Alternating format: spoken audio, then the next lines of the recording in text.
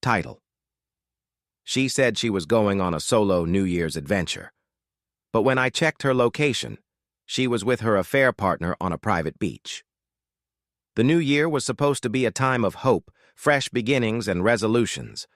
But for Jason Carter, it started with an ache he couldn't explain. Jason, a 32-year-old graphic designer living in San Diego, California, had always considered himself a trusting partner. His relationship with Sarah Donovan, an adventurous 29-year-old travel blogger, seemed like the stuff of dreams. Sarah was the kind of woman who could light up a room with her laughter, someone who thrived on spontaneity and the thrill of new experiences. Jason adored her free-spirited nature, even if it sometimes made him feel like he was struggling to keep up. But lately, things felt off. For weeks, Sarah had seemed distant, her phone buzzing late at night with notifications she'd dismiss with a quick swipe. She'd taken to stepping outside for hushed phone calls or suddenly forgetting to share details about her plans. Jason tried to brush it off as the stress of their busy lives, but the growing void between them was undeniable. Then, 2 days before New Year's Eve, Sarah made an announcement over their morning coffee. "I think I need to go on a solo adventure," she said, her tone light as though she were discussing the weather. She explained that she wanted to start the year with some introspection, to clear her mind and set personal goals for the future. The plan was simple. She'd rent a cozy mountain cabin in Lake Tahoe, California, for a few days of solitude. "It'll be good for both of us," she said with her signature warm smile, "a little time apart to recharge." Jason wanted to be supportive. After all, he prided himself on trusting her. But something about the way she avoided his gaze or quickly changed the subject when he asked for details about the cabin lingered in the back of his mind. When he suggested they ring in the new year together instead, she reached across the table and clasped his hand tightly. "Jason," she whispered, her voice dripping with sincerity, "this isn't about us. It's about me finding clarity. You understand, right?"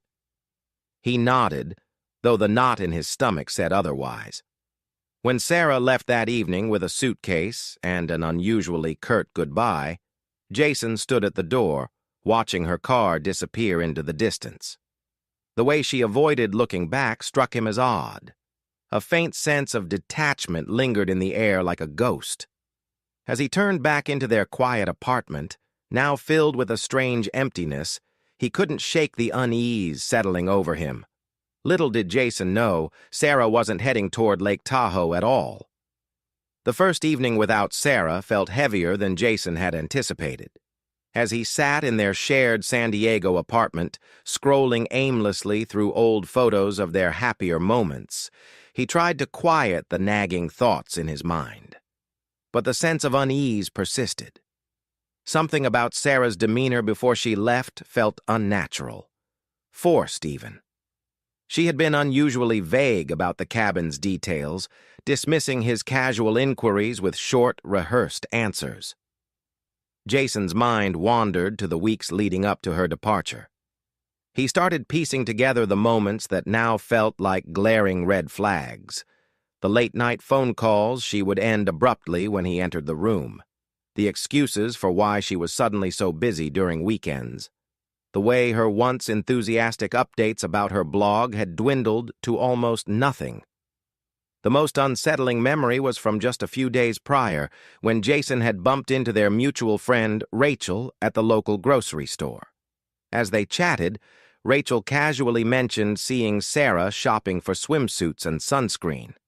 "She said she needed some new stuff for an upcoming trip," Rachel had said with a smile, not thinking much of it.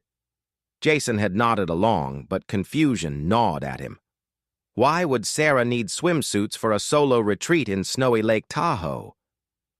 As the hours dragged on that night, Jason couldn't shake the feeling that something was wrong. Against his better judgment, he decided to check the location-sharing app they had installed months ago for safety during Sarah's solo trips. He hesitated for a moment, feeling guilty for invading her privacy, but his growing doubt pushed him to open the app. What he saw made his breath catch in his throat. Sarah wasn't anywhere near Lake Tahoe. Her location showed she was hundreds of miles away, on the southern coast of California, at a remote beach resort near Laguna Beach. Jason stared at the blinking dot on his screen, his heart pounding in disbelief. Why would she lie about going to a cabin? And why was she at a beach resort, a place she had never mentioned in their conversations? The questions swirled in his mind, each one more painful than the last. Had she met someone there? Was this why she had been so distant? He wanted to believe there was an innocent explanation, but the pieces didn't add up. The Sarah he thought he knew, the one who cherished honesty and transparency, seemed to be slipping away, replaced by a stranger with secrets. Jason's hand shook as he closed the app. The thought of confronting her was too overwhelming at that moment. Instead, he resolved to find out the truth himself. He couldn't ignore the sinking feeling that Sarah's solo New Year's adventure was anything but what she had claimed. Jason couldn't sleep. The image of Sarah's location blinking on his phone screen haunted him, each pulse of the dot deepening his sense of betrayal. By the time the first rays of dawn spilled into the San Diego sky, he had made a decision. He needed answers, real answers, and the only way to get them was to go to the beach resort himself. The drive down the Pacific Coast Highway was surreal, a mixture of beauty and torment. The glittering ocean waves that usually brought Jason peace now seemed mocking, their calmness a stark contrast to the storm raging inside him. With every mile he covered toward Laguna Beach, his mind raced with possibilities. Was Sarah meeting a client for her blog, visiting an old friend? But the memory of Rachel's comment about swimsuits and Sarah's recent behavior gnawed at him. Deep down, he knew the truth wasn't innocent. As he approached the resort, the tension became almost unbearable. His hands gripped the steering wheel tightly, his thoughts spiraling into darker scenarios. What would he find? Would she even try to explain herself if he confronted her? Jason didn't know if he was ready for the answers, but he knew he couldn't ignore the questions any longer. Finally, he arrived. The exclusive resort's whitewashed walls gleamed in the afternoon sun, and the rhythmic crash of waves filled the air.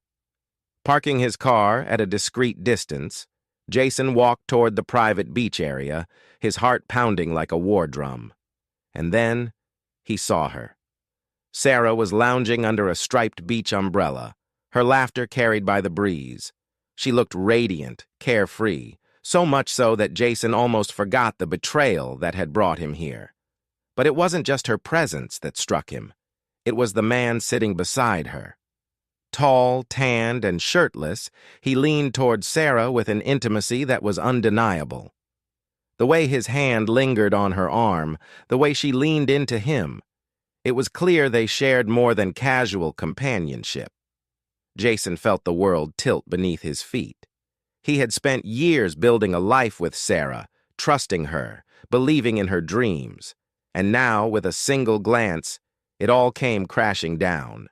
His first instinct was to march toward them, demand an explanation, and let the world know the depth of his pain. But something stopped him. Perhaps it was the fear of breaking down in front of her, or maybe it was the realization that she wasn't the person he thought she was. Instead, he reached for his phone. With shaking hands, he snapped a few photos of the scene, proof of her betrayal.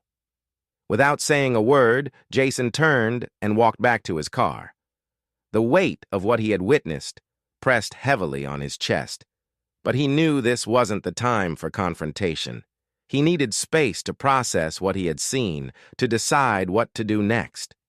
As he drove away from the resort, the waves crashing against the shore seemed louder, as if mocking the silence that now filled his heart. The days following Jason's painful discovery were a whirlwind of emotions. Every morning, he woke up with a heavy heart, the images of Sarah and her affair partner replaying in his mind like an unwanted movie. The shared apartment in San Diego, once a sanctuary filled with laughter and love, now felt like a cold, empty shell. Jason tried to maintain his routine, immersing himself in work and spending time with friends, but the gnawing suspicion lingered, refusing to be silenced. One crisp Saturday afternoon, unable to bear the silence any longer, Jason decided it was time to confront Sarah. He arrived home earlier than usual, his heart pounding with a mixture of fear and determination. The familiar scent of her favorite lavender candle filled the air, a stark contrast to the tension that gripped him. Sarah was lounging on the couch, scrolling through her phone, her expression relaxed and unaware. "Sarah," Jason began, his voice trembling slightly. "We need to talk." She looked up, her eyes meeting his with a mixture of curiosity and concern. "Sure. What's on your mind?" Jason took a deep breath, summoning all his courage. "I checked your location last New Year's Eve. You said you were going to Lake Tahoe, but the tracker shows you were at Laguna Beach. I even saw the photos you took there. Who were you with, Sarah?" For a moment, Sarah's face went blank. She hesitated, her fingers nervously tapping the armrest. "Jason? I can explain," she started, her voice wavering. "No, don't. I have all the evidence I need," Jason interrupted, holding up his phone to show her the photos he had taken. The undeniable proof of her betrayal was laid bare before her. "Why didn't you tell me you were going to the beach? Why lie about your trip?" Tears welled up in Sarah's eyes as she looked away, unable to meet his gaze. "I'm so sorry, Jason. I never meant to hurt you." "Never meant to hurt me?"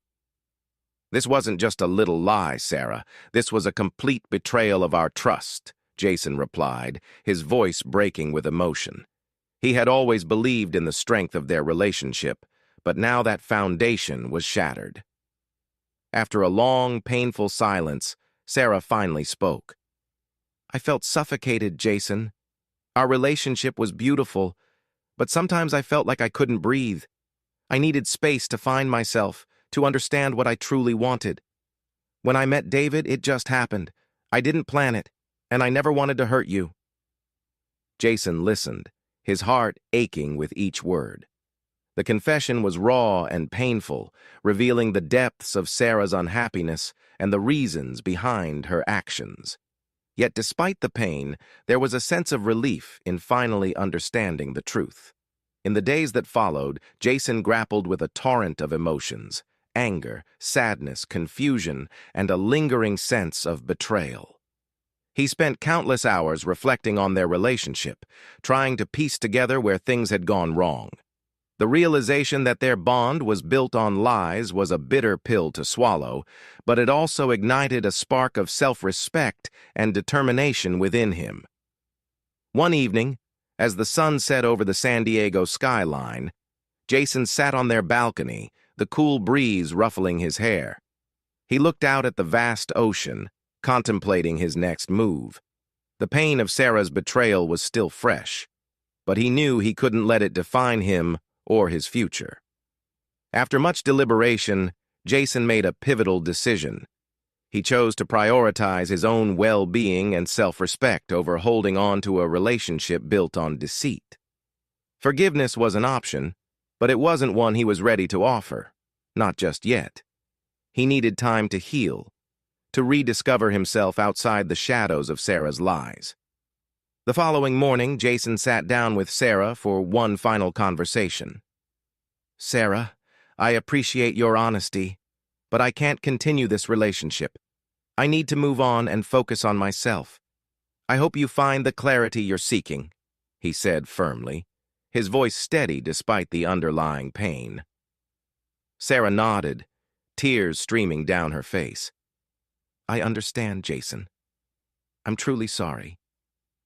As Jason walked away from their apartment for the last time, he felt a weight lift off his shoulders. The journey ahead was uncertain, but for the first time in weeks, he felt a sense of liberation. He was ready to embrace a future free from deceit, determined to rebuild his life with honesty and integrity. As the new year dawned, Jason found himself standing alone on the same balcony where he had made his decision.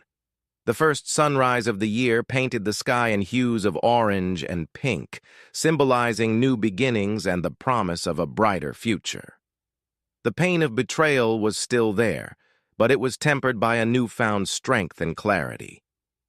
Jason dedicated himself to personal growth, diving deeper into his work and reconnecting with friends and family who had always been his pillars of support. He also reignited his passion for graphic design, channeling his emotions into creative projects that brought him joy and fulfillment. Months later, Jason reflected on the tumultuous journey he had endured. The lessons learned from Sarah's betrayal had taught him the importance of self-respect, honesty, and the courage to walk away from what no longer served him. He realized that true love should never come at the cost of one's own happiness and well-being. One evening, as he walked along the shores of La Jolla Cove, watching the sun set over the Pacific Ocean, Jason felt a profound sense of peace. He had emerged from the darkness of deceit stronger and more resilient, ready to embrace whatever the future held. The betrayal had been a painful chapter, but it was also the catalyst for his personal transformation and the beginning of a new, empowered life. The start of the new year carried a bittersweet weight for Jason, a mix of lingering heartache and newfound clarity. Standing on the balcony of his new apartment overlooking the San Diego coastline, he watched the first rays of sunlight break over the horizon. The golden hues illuminated the path ahead, a symbolic reminder that every ending makes way for a new beginning. The betrayal he had endured was still a fresh wound, but it had become more than just a source of pain. It was a lesson. It had forced Jason to confront hard truths about trust, love, and the fragility of human relationships. He realized that trust, once shattered, couldn't be pieced back together overnight. It was a foundation that required honesty, commitment, and mutual respect, elements that had been absent in his relationship with Sarah for far too long. For weeks, Jason had been weighed down by the question of why.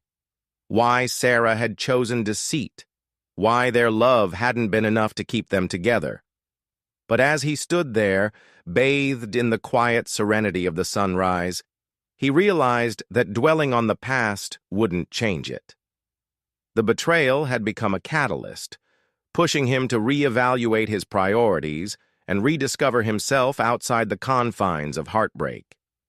Jason made a silent vow to focus on his own growth and happiness in the year ahead. He would no longer define himself by Sarah's actions or the relationship that had crumbled under the weight of lies. Instead, he would pour his energy into the things that brought him joy and purpose, his work, his friendships, and the small moments of beauty that life offered.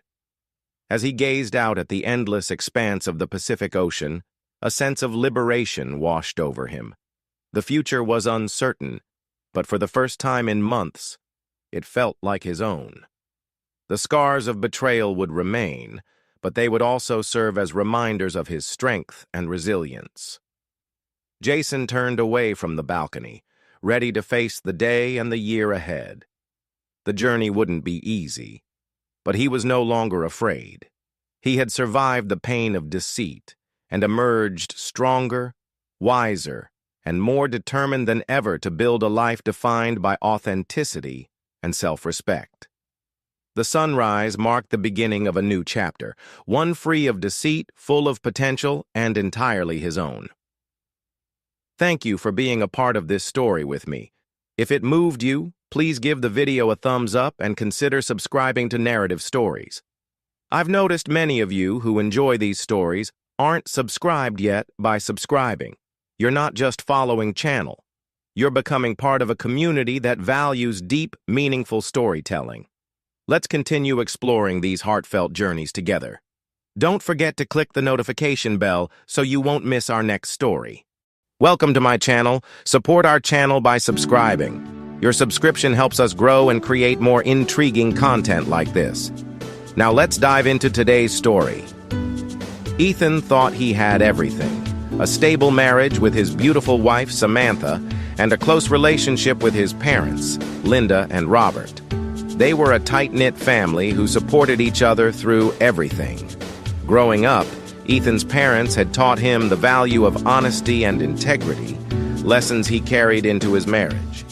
He met Samantha in college, and their connection was instant. They built a life together, and Ethan couldn't imagine anything coming between them. To him, Samantha was more than just his wife. She was his best friend, his confidant, and the person he could always count on. Life seemed perfect on the surface. They'd been married for several years and had settled into a routine that Ethan found comforting. His parents were often around for family gatherings, and they all enjoyed the time spent together. Linda and Robert adored Samantha, treating her like their own daughter. They were thrilled that Ethan had found such a wonderful partner. They trusted Samantha implicitly and never doubted her intentions. However, in hindsight, Ethan could see that there were subtle warning signs he'd overlooked. Samantha had grown more distant in the months leading up to the incident, often coming home late and appearing preoccupied. He dismissed it as work stress or just a phase, convinced that they would talk it through and get back to normal. The idea that his marriage and even his relationship with his parents could fall apart was unthinkable to him.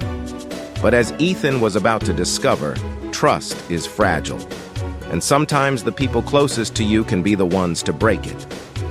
The day Samantha accused him of cheating, Ethan's world was turned upside down. It started as a quiet evening at home, but suddenly, Samantha's demeanor shifted. She confronted him, her eyes cold and voice steely, accusing him of having an affair. Ethan was blindsided. He had never been unfaithful and couldn't comprehend why she would believe such a thing. He tried to reason with her, insisting that he loved her deeply and would never betray her trust. But Samantha was adamant, claiming she had evidence of his supposed infidelity. Ethan's mind raced, wondering where these accusations were coming from. He asked to see the proof, but Samantha's responses were evasive, her conviction unwavering. He felt a mix of shock and desperation, his heart sinking as he realized that she truly believed, or wanted him to believe she did, that he had been unfaithful. The situation grew worse when Samantha started sharing these accusations with his parents, Linda and Robert. They had always trusted him, but hearing Samantha's accusations shook them. They confronted him, asking if there was any truth to the claims. Ethan was heartbroken, feeling the walls of his world closing in. The idea that his parents, the two people who had always believed in him, were now questioning his loyalty was unbearable. He pleaded with them, explaining that Samantha's accusations were baseless, but they seemed swayed by her emotional plea. Samantha painted herself as the victim, skillfully manipulating Linda and Robert's sympathies. Ethan was left feeling isolated, with no one to turn to. His marriage was crumbling, and his family, his lifelong support system, was slipping away. This betrayal cut deeply as he realized that even the people he loved most could be swayed by lies. The divorce process was grueling and emotionally exhausting for Ethan. Each day felt like he was being pulled further from the life he had known. He still held out a sliver of hope that Samantha would see reason or that his parents would understand his innocence.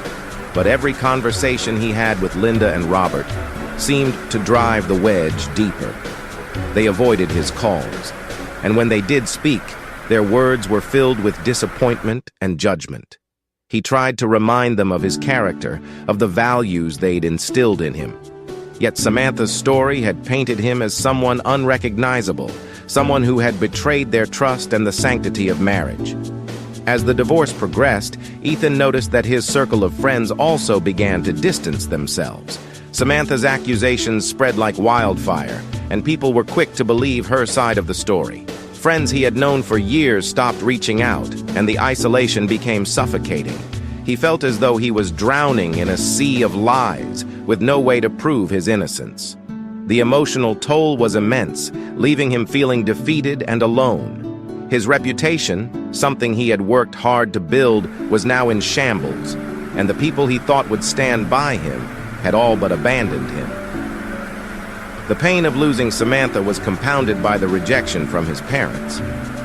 Linda and Robert had always been his biggest supporters, the people he looked up to, knowing that they believed Samantha's lies, that they had turned against him, made the heartbreak unbearable. Ethan realized that he had not only lost his wife, but also his family. This chapter of his life was ending in the most painful way possible, leaving him with little hope and a heavy heart. He moved out, feeling as though he was leaving behind more than just a home. He was leaving behind his former life, a life he would never get back. After the divorce was finalized, Ethan was left with the monumental task of rebuilding his life from the ground up. He found a modest apartment on the other side of town, a small, quiet space that felt empty compared to the home he had shared with Samantha. The loneliness was overwhelming. Every morning, he woke up to silence, a stark contrast to the life he once knew. His routine had been shattered, and he found himself struggling to piece together a new normal. The absence of family, friends, and even the casual social connections he once had weighed heavily on him. Ethan tried to keep himself busy to numb the pain. He threw himself into work, taking on extra projects and working late hours. It was easier to focus on tasks than to face the reality of his situation. But even his work couldn't fill the void. Socially, he had become a ghost. Invitations to gatherings and events stopped coming, and his phone was silent. The stigma of the false accusations followed him, and no one seemed willing to give him the benefit of the doubt. He'd tried reaching out to a few friends, but their conversations were brief, awkward, and ultimately dismissive. The betrayal cut deeper each time he realized another connection was lost. He began finding solace in small routines, like going for long walks or spending time in nature where he could clear his mind and reflect. Despite everything, Ethan held on to a glimmer of hope that one day, the truth might come out. He clung to the belief that he wasn't defined by the lies told about him. Though his life was in pieces, he resolved to rebuild, no matter how long it took. In these quiet moments of solitude, he began to find strength, realizing that while he had lost nearly everything, he still had himself and the resilience to keep moving forward. Just as Ethan was beginning to find a sliver of peace, he was dealt another blow. One evening, a mutual friend reached out with surprising news. Samantha had remarried. Incredibly, it had only been 3 months since their divorce. The news left Ethan stunned, unable to comprehend how she could move on so quickly. His mind was filled with questions. Had she been seeing this new man, Alex? While they were still married, was this the reason she'd accused him of cheating, to justify her own actions? The betrayal now felt even deeper, as he realized there may have been ulterior motives behind her accusations. The news sent Ethan into a spiral, reopening the emotional wounds he'd been trying to heal. The thought of Samantha happily moving on while he was still struggling to rebuild filled him with anger and bitterness. It felt as though she had not only stolen his reputation, but also manipulated his family and friends, all for her own gain. Alex was someone he'd vaguely known, a friend Samantha had occasionally mentioned in passing. Now he wondered if their relationship had been more than just friendship all along. The idea that his life had been destroyed for someone else's benefit filled him with a sense of injustice. Ethan wrestled with his emotions, vacillating between anger, sadness, and a desire for closure. It was a painful realization, but he knew he couldn't change the past. Samantha had moved on, seemingly unscathed, while he was left to pick up the pieces. This betrayal forced Ethan to confront the reality that some people were capable of actions he'd never have imagined. The experience hardened him, But it also strengthened his resolve to rebuild his life on his own terms, without letting her actions define him. In the months that followed, Ethan found himself reflecting on everything that had happened. The initial shock and pain began to give way to clarity.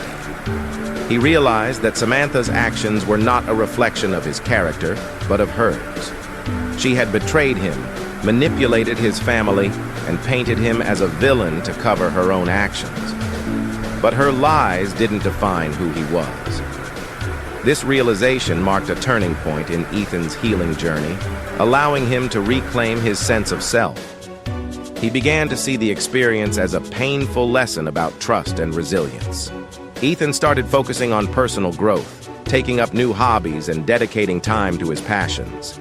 He embraced solitude, using it as a time to rebuild his inner strength and redefine his values. Instead of being consumed by bitterness, he chose to see this chapter as an opportunity to start fresh. He understood that while others may fail him, his integrity was something he could always hold on to. This newfound clarity gave him peace, as he decided to move forward with dignity, determined not to let Samantha's actions control his future. If we explore the possibility of reconciliation, it could add an emotionally powerful layer to Ethan's journey. After some time, Linda and Robert began hearing about Samantha's remarriage and rumors surrounding her actions. Doubts crept into their minds, and they felt regretful for having distanced themselves from their son. It took courage for them to reach out, and when they did, Ethan felt a mix of relief and hesitation. He wasn't sure if he could fully trust them again, but he wanted to heal the relationship. Rebuilding that bond was slow and took patience, as they all worked through the hurt and misunderstandings. Linda and Robert apologized, acknowledging the pain they had caused by believing Samantha's lies. Ethan accepted their apology, though he was cautious. This subplot of forgiveness added a sense of closure and healing, showing that even after betrayal, some relationships could be mended with time, trust, and understanding. The story concludes with Ethan reflecting on the lessons he's learned. Despite the pain of betrayal and loss, he found strength he never knew he had. He emerged from this experience more resilient and determined to live a life grounded in his own values, rather than letting others dictate his worth. The final takeaway emphasizes the power of self-reliance and resilience, as Ethan chooses to look forward, stronger, and wiser. Thank you for watching and joining me on this journey through Ethan's story of resilience and self-discovery. We hope this story resonated with you and reminded you of the importance of inner strength and staying true to yourself, even in the face of adversity. If you have similar experiences or thoughts to share, please leave a comment below. Don't forget to like, share, and subscribe for more powerful stories. Until next time, thank you for watching. ***.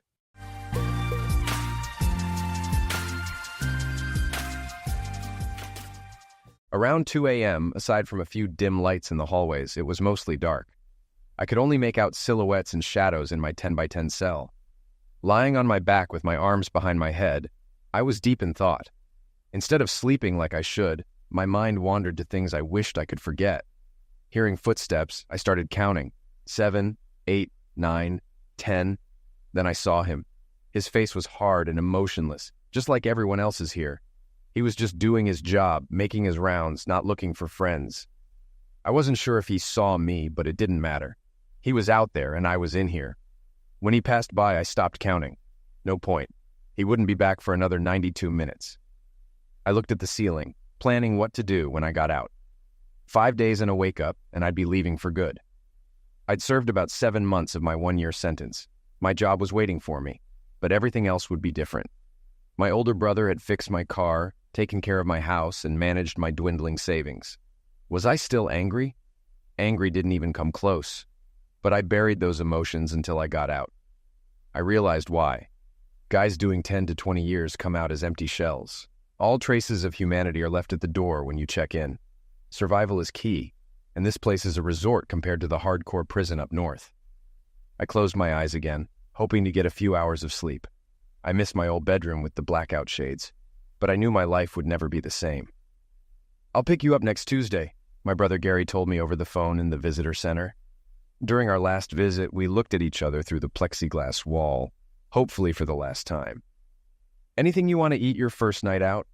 "A steak, a big steak, medium rare." Gary grinned. "Steve, you're too easy. I thought you'd ask for something tougher to sneak past my wife. You'll stay with Andy and me until you're settled. There's no food or much furniture left in your house. This gives you time to get what you need. It's not the Ritz-Carlton, but it's clean and you can come and go as you please." He smiled. I didn't. "Thanks," I started before he cut me off. "Forget it. We're family. That's what family does. Don't worry about Mom and Dad. They'll come around once things settle down." But we knew that wouldn't be any time soon. Emotions ran deep on both sides. "Seen my kids lately?" 2 weekends ago at Mom and Dad's. Heather looks the same, but John has this bowl-shaped haircut that's all the rage. It looks awful." I told him so. You know what he said? Said I wasn't his dad and didn't have to listen to me. I would have slapped him, but Mom was there. "You'll have your hands full with that one." John wouldn't have dared say something like that if I was around. Even though I was his dad, he and his sister would stay with their mom after I got out. I had time, plenty of it. Once I was out of this place, I'd wait for the right moment. No rush. Even though the divorce was final, I still owned half the house. Kathy owed me about $65,000 to buy me out. She likely raided our bank lockbox, grabbing all our bonds and CDs.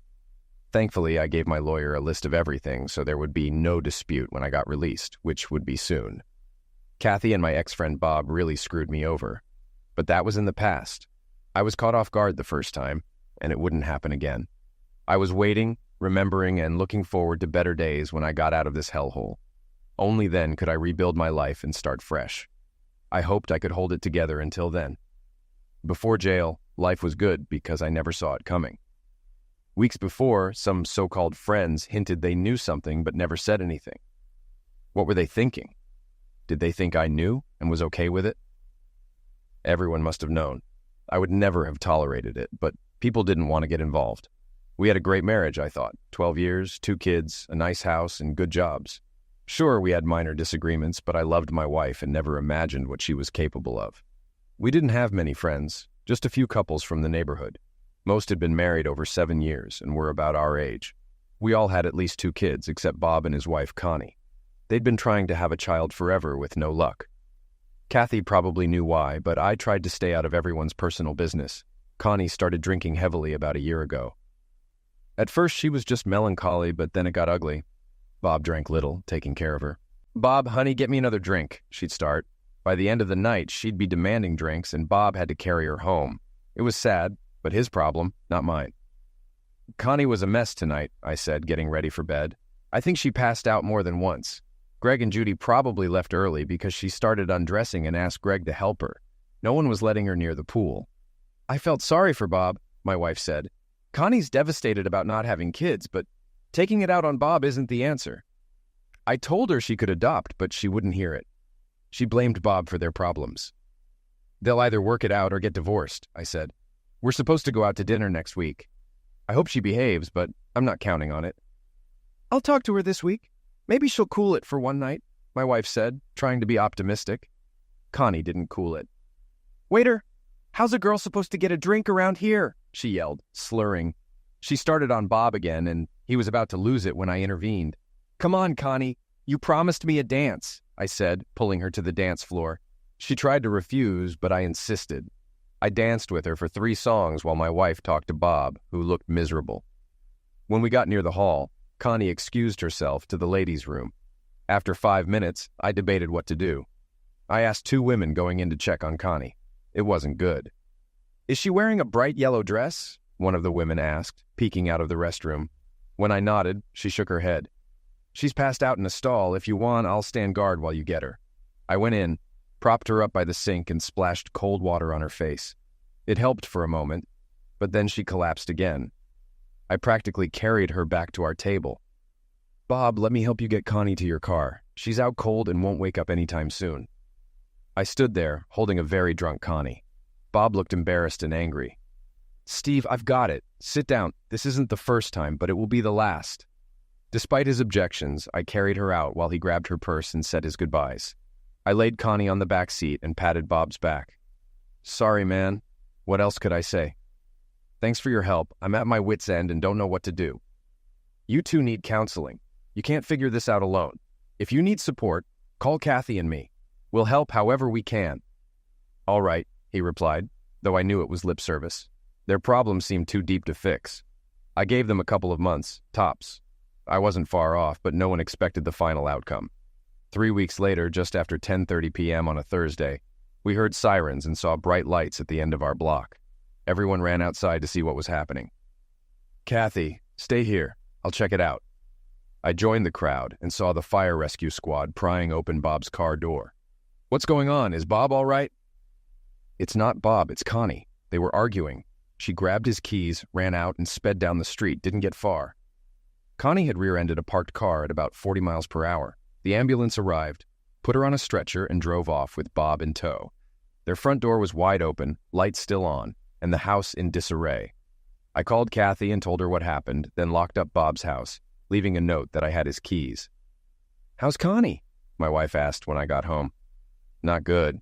She wasn't wearing a seatbelt and swerved before hitting the car. The airbag deployed, but her head smacked the driver's side window hard enough to shatter it. She was doing about 35 miles per hour. Bob's with her at the hospital. We'll wait. Should we go down there? He's got his hands full. We'll go tomorrow when things settle. Right now, let's get to bed. Tomorrow will come fast. We kissed goodnight but barely slept, worried about Connie. At 11 o'clock the next morning, my phone rang. Steve, Connie's on life support, my wife yelled. I'm leaving work. Bob's a mess. Someone needs to be there. Meet me at the hospital, she said frantically before hanging up. Damn, the guy couldn't catch a break. On the way, I grabbed lunch for the three of us and called Kathy's parents to pick up the kids after school. I walked quietly into the waiting room where my wife and others were consoling Bob. How's she doing? I asked. Not good, my wife whispered. The doctor talked to Bob and he hasn't said much since. Bob, I said, sitting next to him. You okay? It was a dumb question, but I needed an opening line. Steve, she's not going to get better. There's little brain activity. I don't know what to do. He started to cry. I motioned for everyone to give us space. Has anyone told Connie's parents? They're on their way. Steve, the hospital staff keeps asking about a living will and donor card. It feels like vultures circling. The doctor asked if I'd consider pulling the plug if she's brain dead. For Christ's sake, she's my wife, not a piece of meat. He was shouting now. Why can't they just fix her? They're doctors. Can't they fix her? I had no answer. Connie's parents arrived shortly after and went into her room with Bob. There was a lot of loud crying and cursing. Her father seemed to blame Bob for Connie's condition. The doctor went in, and about 20 minutes later, everyone came out. Her parents left heartbroken, knowing they'd never talk to their daughter again. We left the hospital around 8 o'clock and picked up the kids from Kathy's parents' house. I kept thinking, God, I hope I never have to make that choice. 48 hours later, with Bob, Connie's parents, and the doctor in the room, they turned off the machine keeping her alive. She passed away quietly. We consoled Bob as best we could. Despite her difficult behavior, Bob truly loved her. Funerals tend to bring out the good memories, not the bad ones. The funeral was packed and everyone was in tears. Bob took it hard, eventually taking a month off to visit his family back east. I assured him we'd take care of his place. I love you. You know that, don't you? I said to my wife while getting ready for bed. It had been an exhausting few weeks and things were getting back to normal. If I'm ever like Connie, just pull the plug.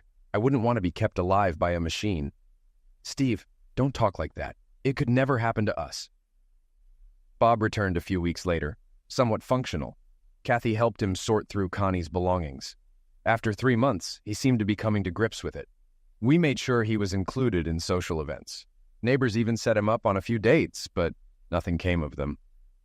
Life went on, or so I thought. 6 months later, Bob seemed to get his spark back. Seeing him smile and enjoy himself again was a relief. He was socializing, and we had our old Bob back. Looking back, maybe I missed some signs.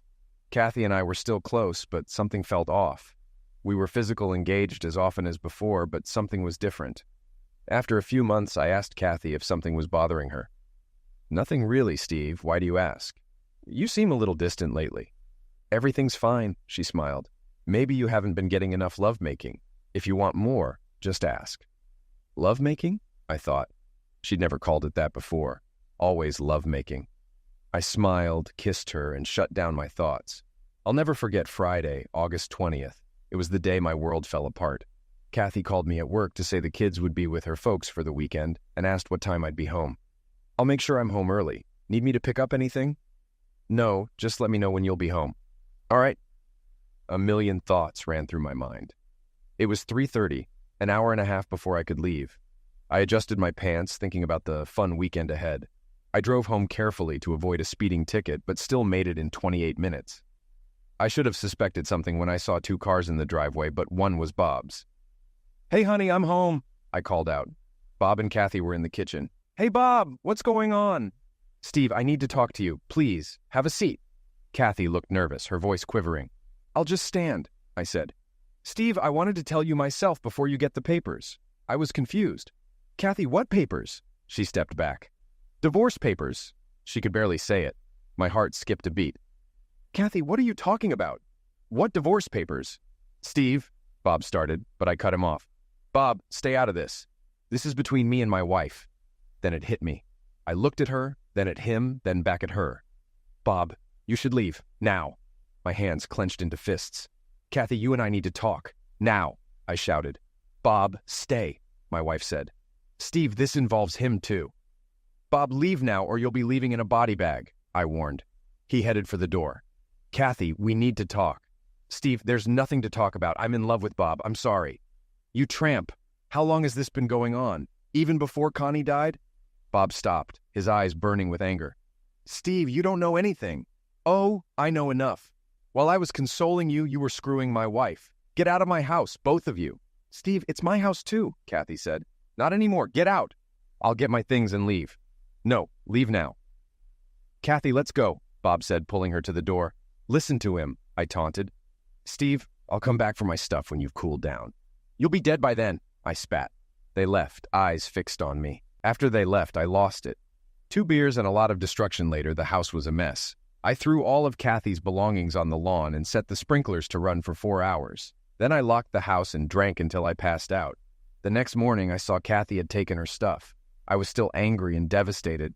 I didn't call anyone to tell them what happened, but I figured the neighbors knew. I called Kathy's parents to talk to my kids, but her mom wouldn't let me. Steve, Kathy picked them up last night. Nonsense, Fran. She was picking up her clothes from the lawn. Let me talk to my kids. She hung up on me. I called back, but she didn't answer. Furious, I canceled all our credit cards and withdrew all the cash I could from the bank. I made coffee, ate some toast, and planned my day. Change the garage code, get new locks, and move anything valuable to my brother's house. Just as I was about to leave, the doorbell rang. I looked through the peephole and saw a man with a large envelope. He stayed for a few minutes, then left. I told my brother Gary and his wife Andy what happened and asked them to keep it quiet. Then I headed to Home Depot for new locks. On my way back, I saw Bob's car in the driveway and Kathy loading it. I should have driven by, but I was too pissed off for that. Instead of driving by, I sped up. With tires squealing, I turned into my driveway and crashed into the back of Bob's car. Bob jumped into his car just as mine made contact, pushing his car against the closed garage door. I reversed about 15 feet and floored it again, driving his car through the garage door. Steam billowed from under my hood, and my engine made a terrible noise, but it reversed again. I backed up 10 feet, floored it, but my car only moved Bob's a few feet before stalling. Heart pounding, I grabbed my son's aluminum bat from the garage and started swinging, smashing the driver's side windows and the windshield. I was about to open Bob's door when I heard loud voices behind me. "Drop the bat and put your hands on your head," a police officer ordered. I complied, dropping the bat and kneeling down. They handcuffed me and put me in the patrol car. Bob, shaken and scared, got out of his car.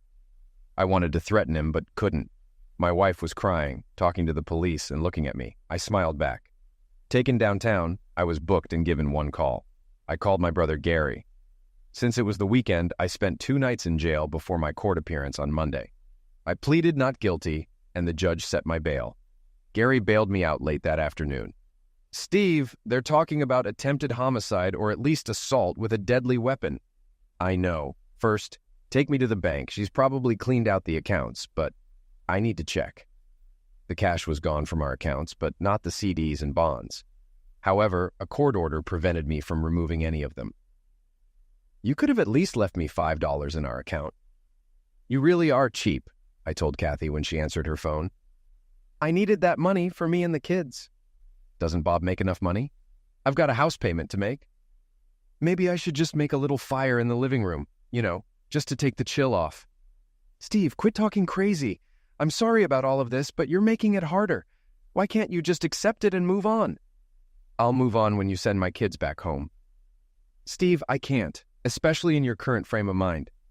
I don't think you damaged them, but I can't take that chance. After this is over, I'll let you see them as much as you want. But I can't say the same about you and Bob. This is the last time I'm talking to you. From now on, you'll have to go through my attorney. I'm sorry it happened this way. Kathy, you have no idea how sorry you and Bob are going to be. She hung up. At my court date, my attorney pleaded temporary insanity, arguing my actions were impulsive after Kathy's revelation. Kathy and Bob claimed they feared for their lives and mentioned a restraining order. Mr. Moore, the judge said, did you tell Mr. Kelly that if he didn't leave, he'd be leaving in a body bag? I don't remember my exact words, Your Honor. It may have been something like that. But how would you feel if a friend was with your wife behind your back? The judge was unimpressed, and my lawyer quietly reprimanded me. Steve, say nothing. Do you understand? From now on, you don't remember a thing. Is that clear? I'm trying to prove you didn't know what you were doing, and your comments aren't helping. He was right. Chris, my boss and main character witness, backed me completely. He testified that I was a model employee, never losing my temper. After his testimony, the case closed. We awaited the judge's decision, which would come in a few days. Back at work, my boss offered to have some thugs make Bob and Kathy disappear. I declined, preferring to handle it my way. I wondered what that service might have cost. 6 months and $12,000 later, I ended up screwed by both my ex-wife and the system. The divorce went through, and she got 50% of everything. The house and all valuable items were to be sold. She claimed her jewelry was missing and accused me of taking it. I countered that mine was gone too, suggesting she took it all. You're in jail. Are they nuts? I yelled at my attorney after the judge's sentence. Steve, it could be worse. You could have liquidated him and faced manslaughter. With good behavior, you'll be out in less than 8 months, and your record will be clean in 2 years. Do the time, get out, and move on. Easy for him to say. I wasn't looking forward to spending 24 hours a day in jail. I appealed, but got nowhere. Within a year, my life went from great to terrible, thanks to Kathy and Bob. Steve, your job will be waiting when you get out. Don't do anything stupid and watch your back, Chris advised. After a final visit with my kids, I turned myself in. I started my sentence in the county facility. My brother put money in my inmate account, but most items available were junk. Without a cell phone or computer, I wrote my thoughts on paper and made biweekly collect calls to my brother, mom, and kids to stay updated. During a visit, my brother said, I'll have your car repaired before you get out. I found someone to do it for the insurance payout. I'm taking care of your lawn and installed the new deadbolts. Kathy took the rest of her and the kids' clothes, but left the furniture after I insisted on a court order for removal. I was glad my brother was looking out for me. Kathy allowed my parents to see the kids every other Sunday, but badmouthed me and my family. She called me their jailbird father and planned to set strict rules when I got out. My parents tolerated her to keep communication open. After 7 days, I confirmed my visitation rights. Every other weekend, a full month in summer, and shared holidays. I informed my boss I'd need a week to readjust once released. I was thrilled to trade my orange jumpsuit for street clothes. Gary was waiting outside. We headed straight to the nearest bar. To freedom, I said, clinking our bottles before downing the first of 3 beers. Andy has a steak dinner with all the trimmings waiting for us. You can stay with us for a few nights until you go through your things at the house. It's still up for sale, but there haven't been any offers. Kathy wants to lower the price, but needs your approval. I smiled.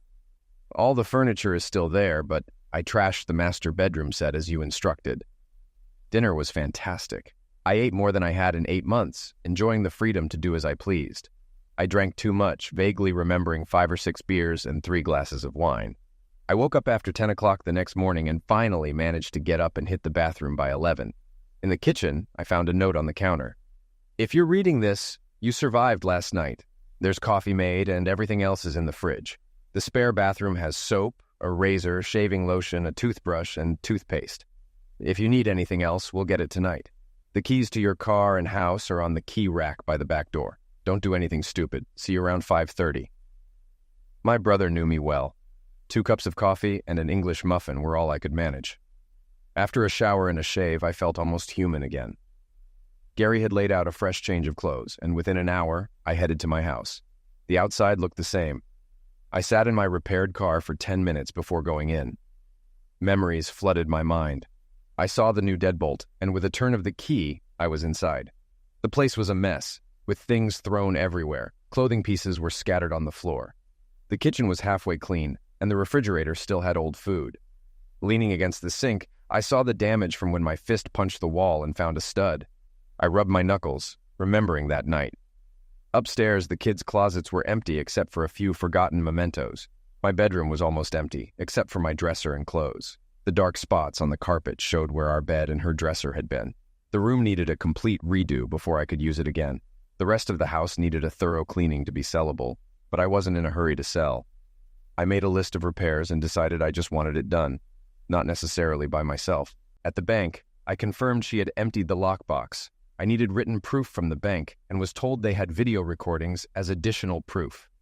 My attorney confirmed she had taken everything and filed a motion to get it back. The court had already ordered Kathy to return everything she took from the lockbox. Steve, she's offering her share of the house for your share of the CDs and bonds. I told her to return everything as directed by the court, or face arrest for non-compliance. She can be mad all she wants. My job is to protect your interests. That's why you hire a lawyer, I thought to myself.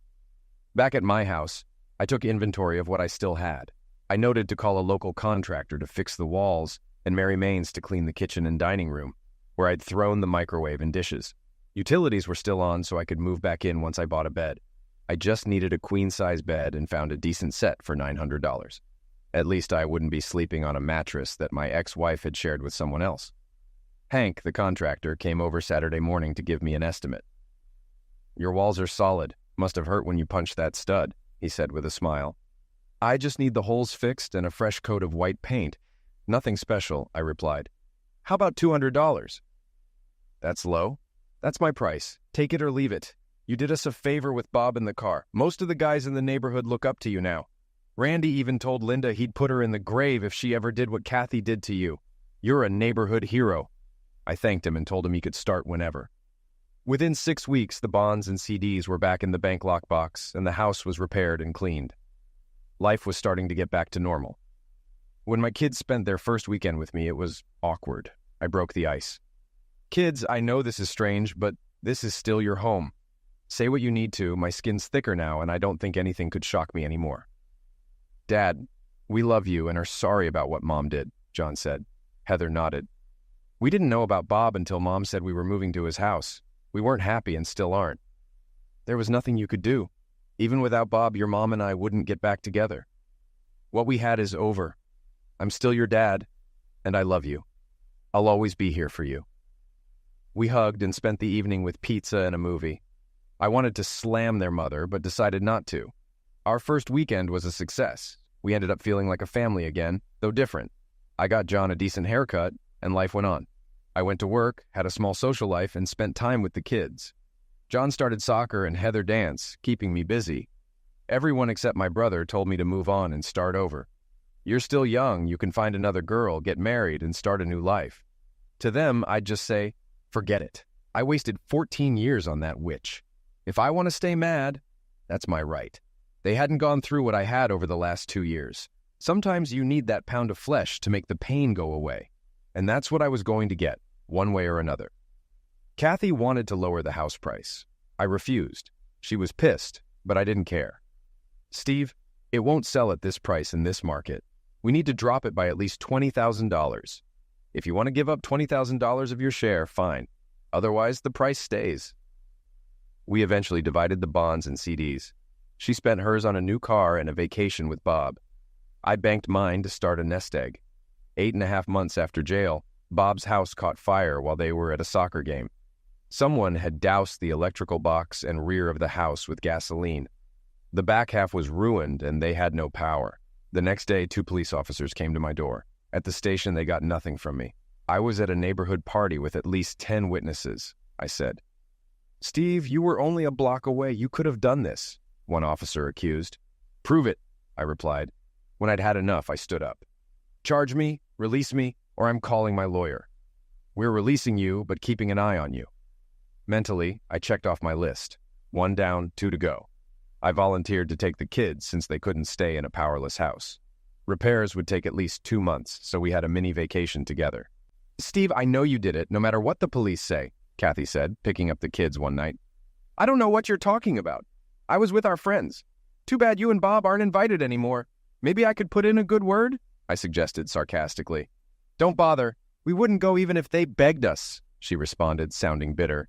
Well, you have each other and that's all that matters. For now. What's that supposed to mean? She asked, wide-eyed. Nothing. Just that you two are lucky to have one another. I smiled, not just on the inside this time. The kids wanted to spend more time with me, which didn't sit well with Kathy or Bob.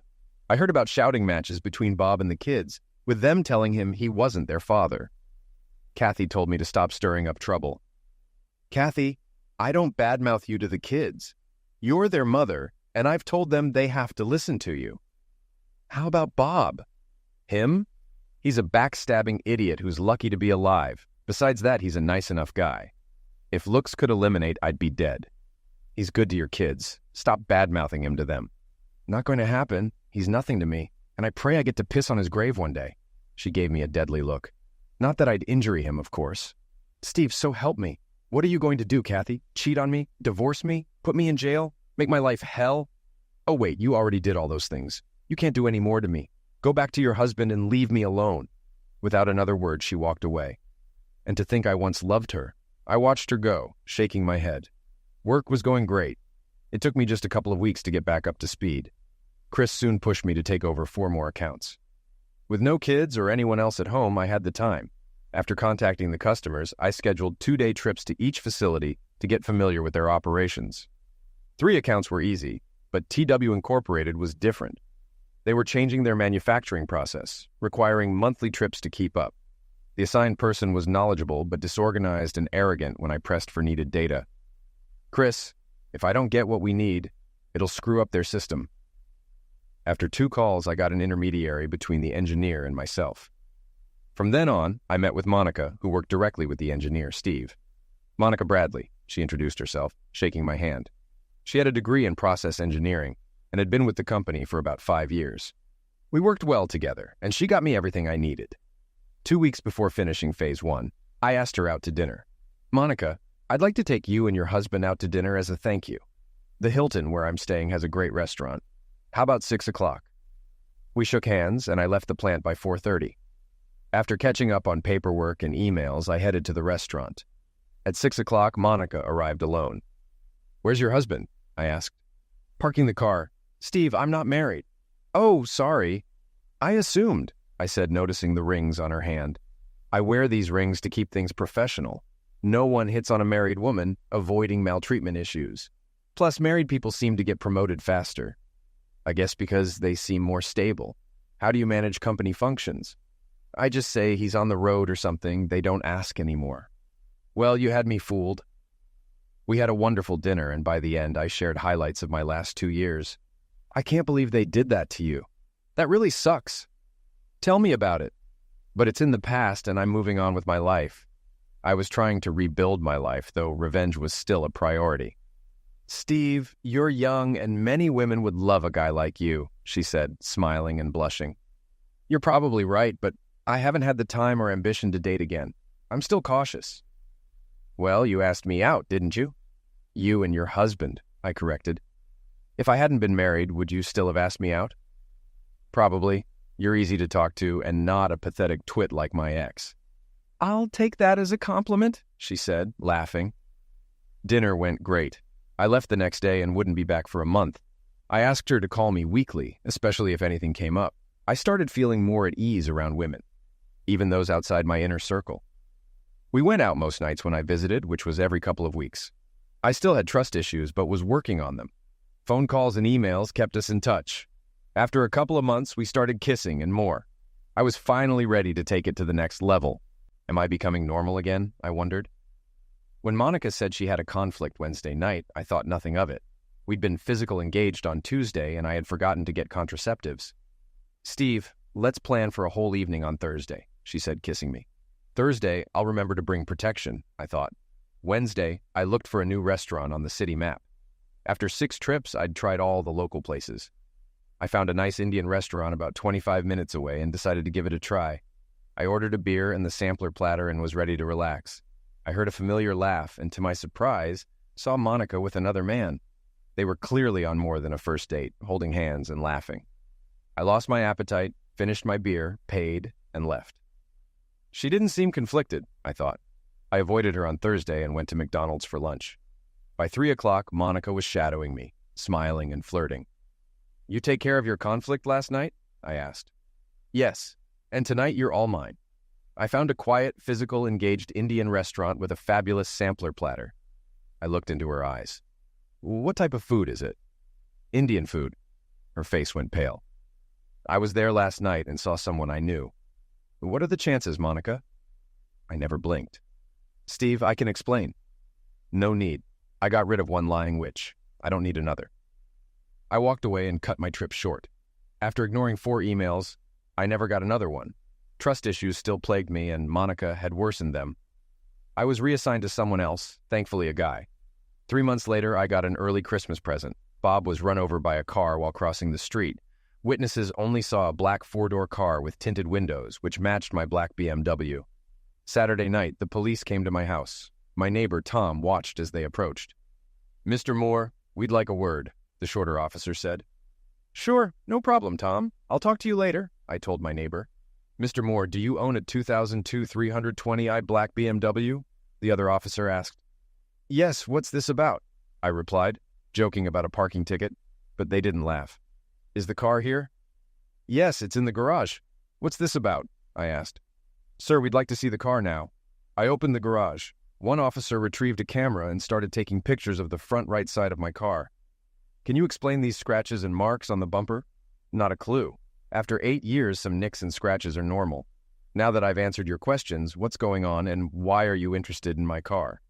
"Mr. Moore, there was a hit and run yesterday, and witnesses described a black sedan with dark windows, like your car." "And like a million others in town," I replied, annoyed. "Why me? Did my license plate match, or did anyone identify me as the driver?" "The witnesses only saw the car." "Well, as you can see, there's no significant damage to the front end. I can account for my whereabouts from 8 a.m. to 6 p.m. yesterday. Why pick on me?" "Your history with the sufferer and past threats prompted this visit. Thank you for your cooperation. We'll be on our way." "Wait," I called as they walked back to their car. "Who was hit?" "Mr. Robert Kelly," I smiled. "Is he dead?" "No, but he's in critical condition." They walked away, and I went inside, opened a bottle of wine, and ordered a pizza. I ate most of the pizza and drank the entire bottle of wine in celebration. The neighborhood buzzed with gossip about Bob. Some said, "The guy just can't catch a break," while others declared, "He got what he deserved." I was in 7th heaven. 2 days later, Bob took a turn for the worse and died. I looked sharp in a new suit, fresh haircut, and polished shoes. I even had my car washed and waxed. The funeral home wasn't packed, but there were many people outside when I arrived. Conversations stopped as I walked in. I didn't sign the book, just walked down the aisle. Kathy saw me and looked shocked. My children smiled at me. Kathy tried to stop me before I reached the casket, but failed. From the moment I entered, I'd been preparing. When I reached the casket, I had plenty in my mouth. I looked at Bob lying peacefully and spat in his face, enough to dribble down onto his shirt. Kathy screamed, crying and calling me every name in the book. This time I smirked openly. "2 down, 1 to go," I said to her. She froze, fear replacing her tears. "I warned you," I said softly, and walked out of the now silent funeral home. Over the next month, the cops questioned me twice more at Kathy's insistence. "Just because it wasn't my car doesn't mean I wasn't involved," she claimed. They never caught the driver, and after a few months, it was old news. When the patrol car arrived at my driveway, I was expecting it. I locked up my house as my neighbors watched me being taken to the police station again. "Mr. Moore, do you know David Kent?" one detective asked, showing me a picture. "Sure do," I replied. "How do you know Mr. Kent?" "I hired him to watch my ex-wife. He's been on and off for about a month." I pushed the picture back. "Why did you hire Mr. Kent to watch your ex-wife?" "Since she took up with her now late husband, she seems to have bad luck. My kids live with her, so I hired David to ensure their safety, mostly at night. Well, your ex-wife reported being followed. She saw Mr. Kent several times and called us when we picked him up. We found out you hired him, the detective said sarcastically. Mr. Moore, this borders on maltreatment, and you might be charged if it continues. I'm just looking out for my kids. I don't care what happens to my ex, but my kids are different. If this is a problem, I'll rely on your department to ensure their safety. It's not illegal, but it's pushing the limits. Why don't you talk to your ex and work something out? Last time I tried that, I went to jail. They let me go, but warned me they'd keep an eye on me. They needed a better line. I didn't pay David to be inconspicuous. I wanted Kathy to see him. The next guy I hired was even more noticeable, looking like someone from a Hell's Angels movie. He cost $30 an hour and worked 3 hours every fourth night. But he had the effect I wanted. I wanted to drive my ex over the edge. If she had a breakdown, I'd get the kids full time. I wanted my family back. Steve, what the hell do you want? A distraught Kathy screamed into the phone. I want you to choke on your spit and die, Kathy. She hung up immediately, shocked. I was waiting on my porch when the police arrived. You're late, I told the officers. Kathy was charging me with threatening her life, but I had already contacted my lawyer who was waiting at the station. My client did not threaten his ex-wife, my lawyer told the police. He expressed a wish, not a threat. She took it as a threat because she's still being followed by people hired by your client. It's not illegal to have someone watched. Unless you have a recording of Mr. Moore threatening to eliminate Mrs. Kelly, you have no case. Mr. Moore, why don't you move on? She left you. It happens. If she snaps and someone gets hurt, we'll come for you. Is there a way to end this? I asked my lawyer. My client wants his children back. If Mrs. Kelly gives up custody, he'll back off. That's for the court to decide. Then we're done here, my lawyer said, and we left. The following Sunday morning, while having breakfast and reading the newspaper on the deck, the doorbell rang. I opened the door to Kathy's parents. Steve, do you have a minute to talk? Sure, come on in, I said. They were dressed for church. Can I get you a cup of coffee? No, thank you. What brings you here? I asked. Kathy's father spoke up. Steve, we know what our daughter did wasn't right, especially with you going to jail. But she's our only child, and we don't want anything to happen to her. Look, I'm not trying to injure her. She made bad choices and is paying for them. I want my children back. They're better off with me, especially since she's having bad luck. I'd hate for something to happen to them if something happens to her. They stared at me, unsure of what to say. Steve, we'll talk to her. But you know how she is, Kathy's mother said, trying to ease the discomfort. That's where you're wrong. The woman I married would never have cheated or thrown me to the sharks. I don't recognize her now except as the mother of my children. I want her to suffer a horrible and painful end of life. I don't forgive, and I don't forget. They left quickly. I think I made my point. Thursday evening, the visitor I had been expecting finally arrived. It was just after 7 and getting dark.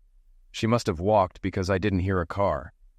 She rang the bell. I looked through the peephole and let her in. She was already angry when she walked through the door. I had expected a phone call, but seeing her in person was better.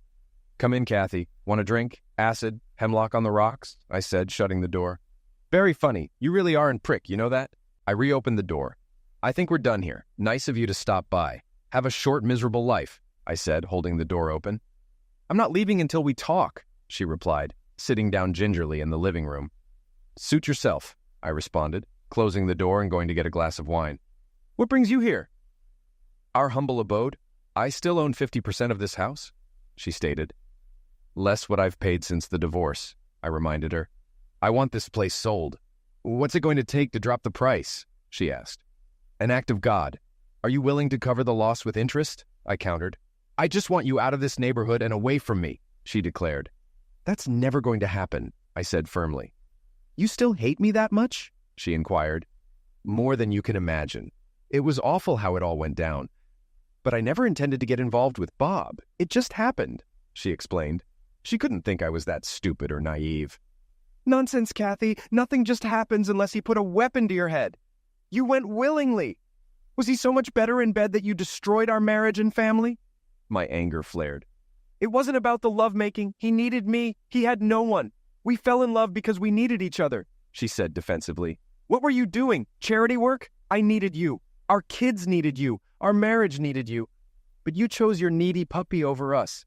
Now he's dead, and a lot less needy, I retorted, smiling as I relished the memory. I only wish I had been the one driving the car that liquidated him, she confessed. Steve, you've become so hateful. Taking pleasure in someone's misfortune is sick, she admonished. I'd like to say I did this to myself, but you and your lover played a big part. That's a cop-out, Kathy. 60% of marriages fail. Not all spouses go around hating the other, I pointed out. I don't care about anyone else's marriage but mine.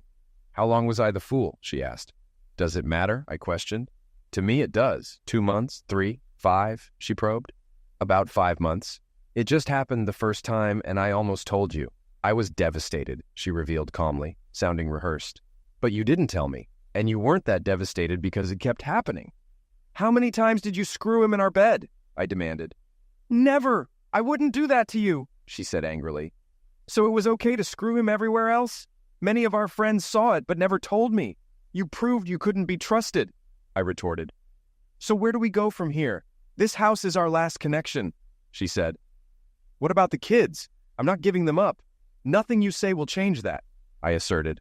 My mind raced. Kathy, I'm not going to convince you. You got full custody because of what you drove me to do. If I hadn't gone nuts on Bob and his car, I might have had a chance. Bob got what he deserved. Now it's just the two of us. Her eyes widened. Steve, are you threatening me? She asked. Me? Deprive my kids of their mother? I said, dripping with sarcasm. Never. But if something should happen, like a heart attack, lightning strike, or an accident, I'll make sure the kids always remember you. If you have any last requests, you might want to write them down soon. You never know what might happen. I borrowed that line from a movie where a hitman advised his target to get his affairs in order. I'm out of here, Kathy said, standing up. We had 12 good years. I'm kind of sorry it ended.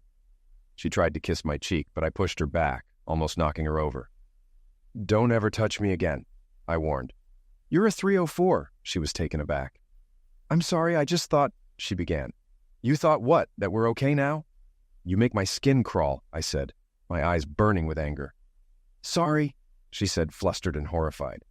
Don't be, because I'm not, I retorted. She walked out and started down the driveway. By the way, you know that look you just gave me? Bob had the same look right before the car ran over him. Too bad I didn't have a camera to show you, I added. I shut the door, watching Kathy run for her house. In truth, I was the one who started the fire at Bob's house. 2 Gatorade bottles of gasoline and a lit cigarette were all it took.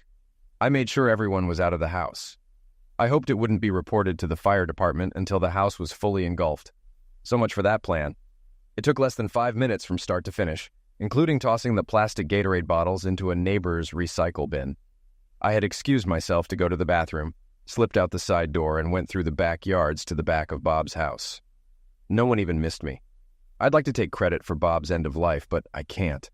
It was Bob being in the wrong place at the right time, or just plain dumb luck. If he had looked both ways like his mother probably told him to as a kid, he'd still be alive. No matter what I say, Kathy and her family still think I was involved. And in a way, I'm sorry it wasn't me. But I would never have done it. I'd been locked up in jail once, and I never wanted to go back, especially not to the joint up north. Anyway, by now Kathy was probably at home locking the doors, thinking she's next on my list. Am I going after her? Not a chance. I'll just drop hints and innuendos until I drive her nuts and the court gives me back my kids. I will, however, tell any prospective homebuyer about the arsonist in the neighborhood who still hasn't been caught. You see, I like living right where I am, especially with my 2 children just up the street. Who knows? When they turn 13, they might just decide to live with their old dad. Well, I can hope. The only good thing that has happened to me during all of this was meeting someone I think I may have a future with. Her name is Ellen, and she works for the State Department of Corrections. I had to check in with her the first year after I was released to make sure I was adjusting, rehabilitated, and doing okay. Ellen is tough and takes no crap. After getting the formalities out of the way, we began to talk and found out we might have feelings for each other. Ethically, Ellen couldn't date me until my year of probation was up, but finally, we were able to go out on a real date. I told her I had major trust issues, and she one-upped me by telling me that most convicts lie to her in one way or another. So now we're both trying to move forward, and in the process, deal with our trust issues together while getting to know each other better. Ellen got me thinking about what I've been doing ever since that 304 of a wife walked out on me. She showed me my actions were keeping me from having any kind of real life and meaningful relationships. She told me it was time to move on. She further convinced me when she said if I messed up and got thrown back in jail, my rear would be hers to do with as she wished. And darling, I wouldn't wish that on my worst enemy, she explained with a smile that made the hair on the back of my neck stand straight up. And you know what? I believe her. I really do. And when I'm with her, she keeps things interesting because as tough as I think I am, Ellen is one lady I would never cross. Even better, though, is knowing in my heart she would never cross me either. I think I am finally ready to move on with my life and open myself up to love once again.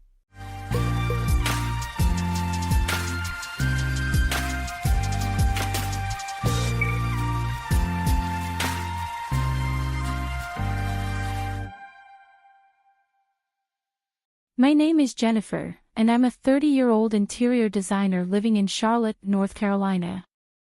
Life once felt so secure.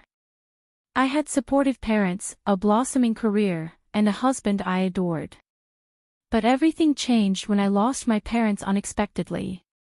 They left me a remarkable legacy, a breathtaking mansion worth $50 million, filled with memories and their dreams for my future.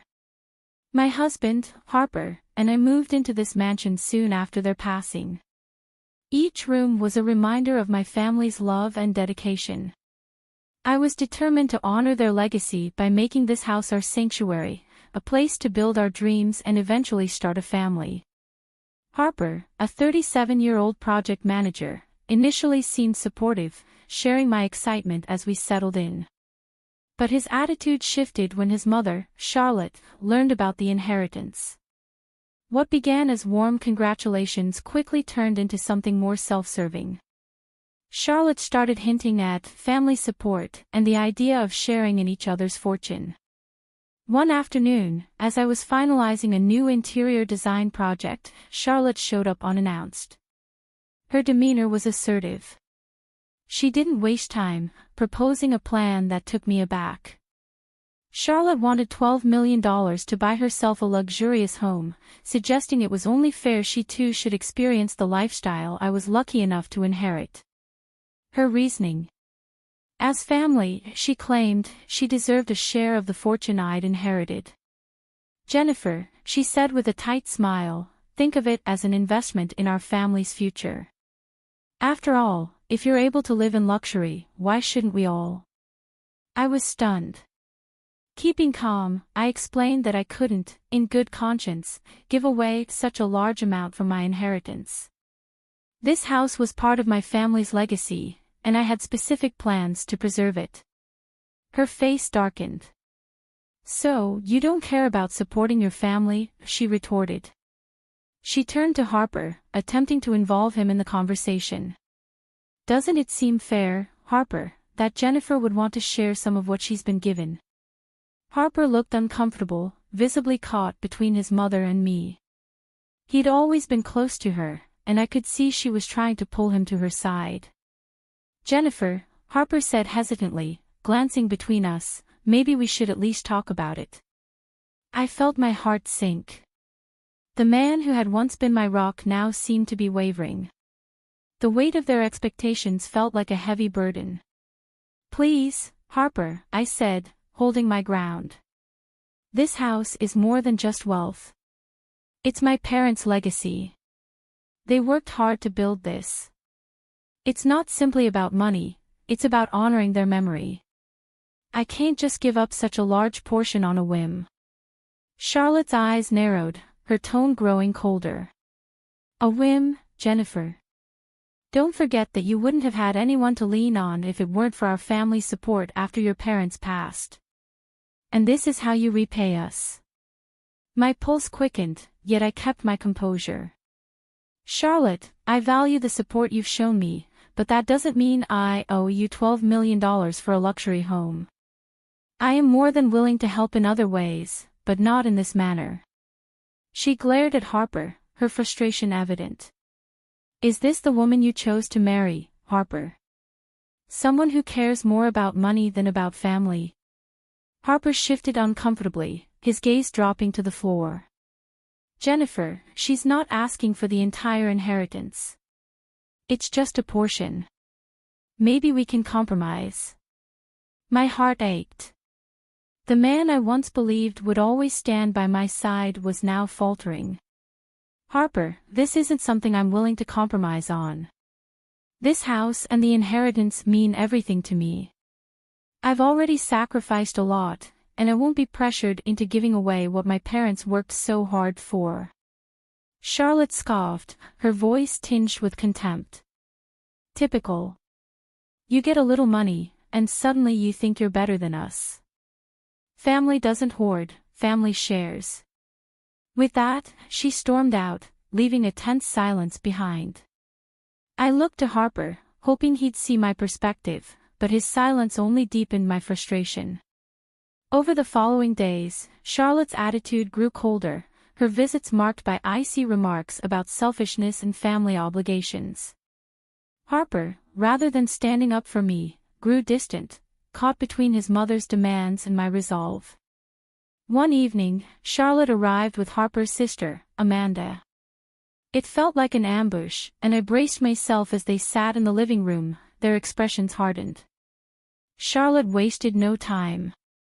Jennifer, she began sharply, it's clear you don't understand family obligations. We're family, and we should all benefit from your good fortune. $12 million is a fair request, but you continue to refuse. It's incredibly selfish. Amanda joined in, her voice dripping with disdain. It's not right for you to keep everything while we struggle. Don't you see how that makes you look? I looked over to Harper, hoping he'd step in, but he sat silently, avoiding eye contact. Taking a deep breath, I replied, this inheritance was meant to secure my future, not to fulfill demands that have nothing to do with actual needs. I won't apologize for protecting what my parents left for me. Charlotte's face flushed with anger. She stood abruptly, eyes blazing. You think you're better than us because of this money, don't you? You wouldn't have anything if it weren't for this family support. I tried to keep my cool, but her words struck a nerve. I've helped where I can, but that doesn't mean I'll hand over millions because you demand it. At that, Charlotte's patience snapped. In a swift, furious motion, she reached out and slapped me hard across the face. I staggered back, shocked, feeling the sting on my cheek. How dare you disrespect me, she spat, her face twisted with fury. You don't understand loyalty or family, Amanda sneered, her tone venomous. You don't belong here, Jennifer. This house would be better without you. Steadying myself, I held back the rush of emotions. Get out of my house, I said firmly, my voice low but unyielding. You've crossed every boundary, and I won't tolerate this any longer. Harper stood by, frozen in shock, torn between loyalty to his mother and his commitment to me. But instead of defending me, he looked away, refusing to meet my gaze. As Charlotte and Amanda left without a hint of remorse, I felt a surge of strength. Straightening myself, I touched my cheek, the sting reminding me of how far they had pushed me. Harper, I said, my voice trembling with a mix of hurt and determination. Are you really going to let this happen? Your family just attacked me in our home, and you're standing here saying nothing. Harper looked torn, his voice barely a whisper. Jennifer, maybe if you just listened, this wouldn't have happened. His words hurt deeper than the slap. So you think I deserve this? I asked, my voice filled with disbelief. You're willing to let them treat me like this and then blame me for it. Charlotte's words echoed in the air as she walked out, her voice sharp. This isn't over, Jennifer. Either you give us what we're due, or you'll regret it. I felt my patience snap. I've had enough. You can't bully me into handing over what's mine, and if you won't leave willingly, I'll ensure you're forced out. I took a deep breath, pulling out my phone and dialing my lawyer. Charlotte's face twisted in fury as she tried to snatch my phone, but I stepped back, keeping it out of her reach. You're making a mistake, she hissed. You're turning against family. You'll regret this, Jennifer, Amanda added. No one goes against us and wins. Holding up my hand, I stopped them. I've heard enough. Leave my house now. If you come here again without my permission, I'll involve the authorities. Charlotte scoffed, her expression defiant. We'll see about that. With a final glare, Charlotte and Amanda stormed out, leaving an oppressive silence in their wake. Harper lingered for a moment, casting one last conflicted look in my direction before following them out, leaving me standing alone in my home. As soon as they left, the weight of what had happened hit me. I had been attacked in my own home, and Harper, the man who had once promised to stand by me, had chosen his family over me. The betrayal felt like a physical blow, but I knew I couldn't allow them to intimidate me into giving up my inheritance. I picked up my phone and called Mr. Thomas, my lawyer, explaining the entire situation. He listened patiently, his voice calm and reassuring. Jennifer, he said, it sounds like your in-laws are attempting to exploit your inheritance. We can take immediate legal steps to secure your property and prevent any further harassment. My advice is to file for a restraining order against them. This will ensure they cannot approach you or the mansion without serious consequences. Relief washed over me.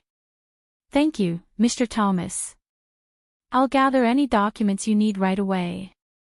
I just want to ensure they can't pull any more stunts like this. Good plan, he replied. Also, document everything that happened today, including the physical attack and any witnesses if possible. This will help us build a strong case. Determined, I spent the next few hours gathering all relevant paperwork, property deeds, my parents' will, and any documents proving my sole ownership of the mansion. I carefully documented every detail of the confrontation, including Charlotte's physical assault and Harper's refusal to intervene. The following day, I met with Mr. Thomas at his office. I handed over the paperwork, and he quickly filed for a restraining order against Charlotte, Amanda, and anyone else who attempted to violate my rights to the property. Within days, the restraining order was in place, and for the first time in a while, I felt a sense of peace. However, Harper's behavior only became more distant. He avoided eye contact, spent most of his time at his mother's, and showed no signs of remorse for his family's actions. One evening, Harper returned home, looking somber. He sat across from me, fidgeting uncomfortably. Jennifer, this whole situation has gotten out of hand, he began. My family feels betrayed. Can't we find a way to resolve this without dragging it through the courts? I looked at him, my patience thinning. Harper, your family has crossed every boundary imaginable. Charlotte physically attacked me, and you stood by saying nothing. This isn't just a disagreement, it's about protecting what's rightfully mine. He sighed, looking away. I just don't want to lose my family. I could feel the pain in my voice as I replied, and what about me, Harper? I was supposed to be your family too. You're asking me to give up my parents' legacy as if it means nothing. Is that what family loyalty looks like to you? He didn't respond, and after a tense silence, he stood up and walked away, leaving me with a heavy heart yet more resolute than ever. Days passed, and I focused on reinforcing my boundaries. I was determined to protect my inheritance and my parents' legacy, even if it meant standing alone. Harper grew more withdrawn, choosing to spend most of his time with Charlotte and Amanda. Just when I thought things had finally quieted down, Charlotte made an even bolder move. One afternoon, she arrived at the mansion with Amanda and Harper's brother, Jeremy. To my shock, they had brought movers and were prepared to take possession of the house as if they had every right to it. Watching them from the window, fury and disbelief surged through me.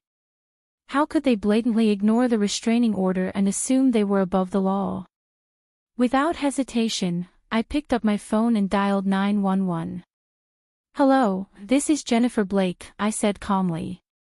My in-laws are trespassing on my property despite a court-ordered restraining order. They've even brought movers to forcefully enter my home. I need the police here immediately. The dispatcher assured me that officers were on their way. Steeling myself, I went outside to confront them, unwilling to let them bully me further. Charlotte spotted me, her face twisted in disdain. "Jennifer, stop this nonsense. This is a family matter, and the police have no place here. If you had an ounce of decency, you'd share what you have." I held my ground, my voice steady. "This is my home, and you have no right to take it from me." Amanda stepped forward, her tone mocking. "You're making this harder than it needs to be, Jennifer. Just hand over the $12 million and make it easier on everyone." Before I could respond, I heard sirens approaching. Charlotte's face paled as the reality of the situation sank in. The police arrived, assessing the scene with serious expressions. I approached one of the officers and handed over the restraining order. "Officer, these individuals have been ordered by the court to stay away from my property. They're violating that order and attempting to seize my home," I explained. The officer nodded and turned towards Charlotte, Amanda, and Jeremy with a stern look. "Ma'am, you are trespassing on private property and are in violation of a court-issued restraining order. You must leave immediately, or we will be forced to take legal action." Charlotte's voice turned shrill as she protested. "This is family business. You have no right to interfere." The officer remained resolute. "If you refuse to comply, you will be arrested." Reluctantly, Charlotte stepped back, her eyes seething with fury as she glared at me. "This isn't over, Jennifer. You'll regret turning your back on this family." I met her gaze with newfound strength.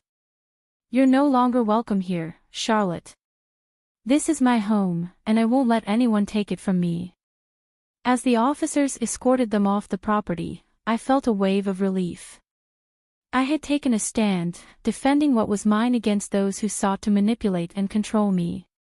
After that day, I felt something shift inside me. The confrontation had been exhausting, but it also marked the end of an era. I realized I could no longer share my life with someone who allowed his family to trample over my dignity and boundaries. The betrayal ran too deep, and I knew it was time to make a clean break for the sake of my peace and future. Later that evening, Harper returned, looking tired and conflicted. I could tell he'd heard about what happened from his mother. His face held a mixture of anger and sorrow as he approached me. "Jennifer," he began softly, "we can't keep doing this. This isn't the life I envisioned for us. My family is hurt and feels abandoned. Isn't there a way we can avoid all this legal conflict?" I looked at him, feeling a mix of sadness and clarity. "Harper, I gave your family every opportunity to respect my boundaries. I tried to find common ground, but they refused to listen. Your mother physically attacked me, and you just stood there. This isn't just a family disagreement, it's a matter of safety, respect, and protecting what's rightfully mine." Harper sighed, unable to meet my gaze. "I just don't want to lose my family," he muttered. "And what about me, Harper?" I replied, my voice trembling with emotion. "I was supposed to be your family too. But every time they made demands, you chose them over me. Is that the kind of loyalty I'm supposed to accept?" A heavy silence filled the room as my words settled over him. Harper shifted uncomfortably and finally seemed to understand that this was the end. His shoulders slumped, and he nodded slightly, unable to hold my gaze. "I guess I can't undo what's already happened," he whispered, almost to himself. "No, Harper," I replied gently. "And I can't keep sacrificing my peace for a relationship that's one-sided. It's time for both of us to move forward." With that, I asked him to gather his belongings and leave the mansion. There were no arguments, no pleas to reconsider. Within hours, he was gone, and I stood alone in the quiet of the mansion. Though I felt the weight of the decision, I also sensed a newfound lightness, knowing I had reclaimed control over my life. In the following weeks, I channeled my energy into rebuilding. I hired contractors to restore and redesign parts of the mansion, transforming it into a reflection of my resilience and independence. Each room became a tribute to my journey, each piece of art or furniture a symbol of my strength and new beginnings. The mansion, once a solemn reminder of my parents' legacy, was now a sanctuary, a place of empowerment and freedom. I reconnected with friends, poured myself into my work, and even began volunteering in local art programs to give back to the community. With every step forward, I felt the weight of the past lift, replaced by a sense of quiet confidence and joy I hadn't known in years. One evening, as I watched the sunset from the mansion's grand balcony, I felt a sense of peace I hadn't experienced in a long time. The journey had been painful, but I had emerged stronger, more self-assured, and ready to embrace the life I had fought so hard to protect. This mansion was no longer just a house, it was a testament to my courage and a reminder of the strength I possessed to stand on my own. For the first time in years, I was ready to move forward, knowing that my life was now entirely my own and that I had the power to shape my destiny, free from the shadows of the past. If you enjoyed Jennifer's story of strength and resilience, don't forget to like, leave a comment with your thoughts, and subscribe for more powerful stories. Stay tuned for the next tale of unexpected twists and unforgettable moments. From heartbreak to healing, a husband's journey of self-worth after discovering his wife's affair. James leaned back in his office chair, staring at the photo on his desk, a candid picture of him and Emma on their anniversary trip to Italy. In the photo, Emma's smile was radiant, her arms wrapped around him like she couldn't bear to let go. Perfect, people always said about them. What a perfect couple! But perfection was a fragile illusion, and James was about to see how easily it could shatter. It was a Wednesday when James decided to surprise Emma. He had closed a major deal at work and wanted to celebrate with a quiet dinner at home. As he walked through the door, the faint aroma of her vanilla-scented candle greeted him. Her phone sat on the kitchen counter, buzzing incessantly. Buzz. Buzz. Chris, last night was amazing, can't wait to see you again. The words stared back at him, each one a dagger in his chest. His hands felt cold as he scrolled further. The messages were explicit: photos, promises of stolen weekends, and confessions of love. James's world came crashing down in that moment, but instead of exploding in anger, he felt a strange calmness settle over him. James didn't confront Emma that night. Instead, he cooked the dinner he had planned, masking his emotions behind a practiced smile. Emma came home later than usual, a faint whiff of cologne clinging to her scarf, one that wasn't his. "Hey, honey," she said, kissing his cheek as if nothing was wrong. "Long day?" James asked, his tone betraying none of the storm brewing inside him. "Exhausting," she replied, avoiding eye contact. James clenched his fists under the table but kept his demeanor calm. He realized he didn't need a confrontation. He didn't want to beg for answers or forgiveness. What he wanted was clarity, and the space to rediscover who he was. The next morning, James woke up early and hit the gym for the first time in years. Each press of the weights, each step on the treadmill, felt like shedding layers of pain. By the end of the week, he had signed up for a painting class at a local studio, something he had always loved but had abandoned for Emma's sake. Days turned into weeks, and James's routine became a quiet rebellion. He stopped asking Emma about her late nights, stopped planning weekend getaways to rekindle the spark. Instead, he poured his energy into himself. At work, his colleagues noticed the change. "James, you look incredible," his coworker Lisa said one day. "New diet or something?" James smiled. "Something like that." At home, Emma began to feel the shift. He no longer waited up for her. He no longer lingered during their conversations. If she noticed his growing confidence, the way he walked with his shoulders back and his chin high, she didn't mention it, but she noticed. One evening, James came home later than usual. Emma was in the living room, scrolling through her phone. "You're home late," she said, her tone tinged with irritation. Had a meeting with a gallery owner, James replied, setting down his bag. A gallery owner? She asked, frowning. I've been painting again, James said casually. Turns out, people like my work. Emma stared at him, a flicker of something, jealousy, unease, crossing her face. That's great, she said, forcing a smile. That night, Emma couldn't sleep. James had always been hers, hadn't he? He had always been predictable, stable, devoted. But now, he was slipping away, and she didn't know how to stop it. The final blow came 3 months later. James had organized a charity gala for his firm, inviting friends, clients, and local artists. Emma arrived fashionably late, expecting to find James waiting for her. Instead, she found him in deep conversation with a stunning woman, Natalie, a gallery owner who had been showcasing his paintings. The woman's laughter rang out as she lightly touched James's arm. Emma's heart sank. Later that night, when they were finally alone, Emma couldn't hold back.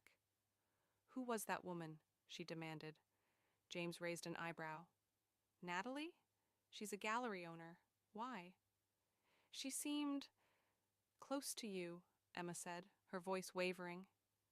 James sighed, his calm demeanor unshaken. Emma, I think we need to talk. He pulled a letter from his pocket and handed it to her. I wrote this months ago when I found out about you and Chris. Emma's eyes widened, her hands trembling as she opened the letter. Dear Emma, I found the messages. I know about Chris. But instead of hating you, I decided to focus on myself. You see, I realized that your betrayal wasn't just about you. It was about the fact that I had stopped valuing myself. I'm not angry anymore. I'm just done. Tears streamed down Emma's face as she looked up at him. James, I'm sorry. I made a mistake. Please, we can fix this. But James shook his head. I've already fixed the... His art continued to thrive, with galleries across the city vying to showcase his work. Natalie remained a constant presence in his life, not just as a business partner, but as a friend and confidant. Slowly, their connection deepened into something more. One evening, as they walked along the river, Natalie turned to him and said, You're the most resilient person I've ever met, James. You turned something so painful into something so beautiful. James smiled, his hand brushing against hers. It's funny. For the longest time, I thought my life was over. But now I realize it was just beginning. They paused at the riverbank, the city lights reflecting on the water. For the first time in years, James felt truly free, free from betrayal, free from bitterness, free to love again. Closing reflection. The story ends with James standing in his studio, painting a canvas filled with bold, radiant colors. The painting, titled Renewal, depicted a phoenix rising from ashes, its wings ablaze with golden light. Sometimes life's greatest heartbreaks are the seeds of our greatest transformations. It's not the pain that defines us, but how we rise from it. And in rising, we find not just strength, but the freedom to live fully, authentically, and unapologetically. His art continued to thrive, with galleries across the city vying to showcase his work. Natalie remained a constant presence in his life, not just as a business partner, but as a friend and confidant. Slowly, their connection deepened into something more. One evening, as they walked along the river, Natalie turned to him and said, You're the most resilient person I've ever met, James. You turned something so painful into something so beautiful. James smiled, his hand brushing against hers. It's funny. For the longest time, I thought my life was over. But now I realize it was just beginning. They paused at the riverbank, the city lights reflecting on the water. For the first time in years, James felt truly free, free from betrayal, free from bitterness, free to love again. Closing reflection. The story ends with James standing in his studio, painting a canvas filled with bold, radiant colors. The painting, titled Renewal, depicted a phoenix rising from ashes, its wings ablaze with golden light. Sometimes life's greatest heartbreaks are the seeds of our greatest transformations. It's not the pain that defines us, but how we rise from it. And in rising, we find not just strength, but the freedom to live fully, authentically, and unapologetically.